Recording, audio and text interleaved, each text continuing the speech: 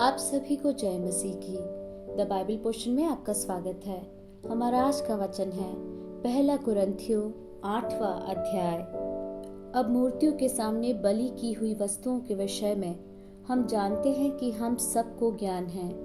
ज्ञान घमंड उत्पन्न करता है, परंतु प्रेम से उन्नति होती है।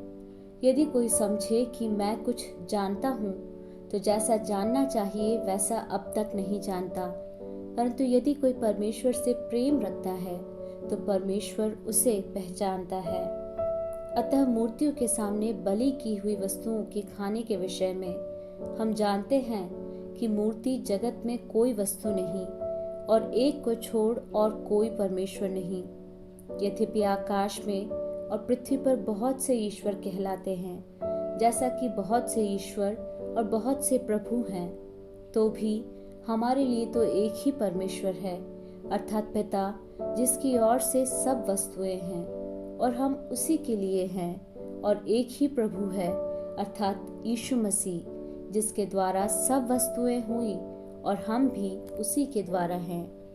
पर सबको यह ज्ञान नहीं, परंतु कुछ तो अब तक मूर्ति को कुछ समझने के कारण मूर्तियों के सामने बलि की हुई वस्तु को कुछ समझकर खाते हैं, और उनका विवेक निर्बल होने के कारण अशुद्ध हो जाता है। भोजन हमें परमेश्वर के निकट नहीं पहुंचाता। यदि हम न खाएं तो हमारी कुछ हानि नहीं, और यदि खाएं तो कुछ लाभ नहीं। परंतु सावधान, ऐसा न हो कि तुम्हारी यह स्वतंत्रता कहीं निर्बलों के लिए ठोकर का कारण हो जाए।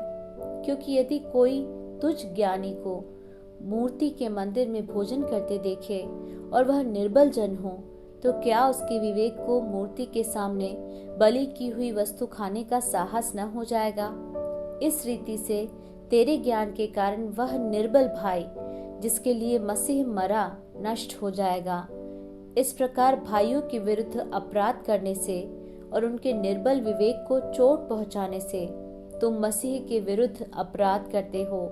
इस कारण यदि भोजन मेरे भाई को ठोकर खिलाए, तो मैं कभी किसी रीति से मांस न खाऊंगा, न हो कि मैं अपने भाई के लिए ठोकर का कारण बनूं।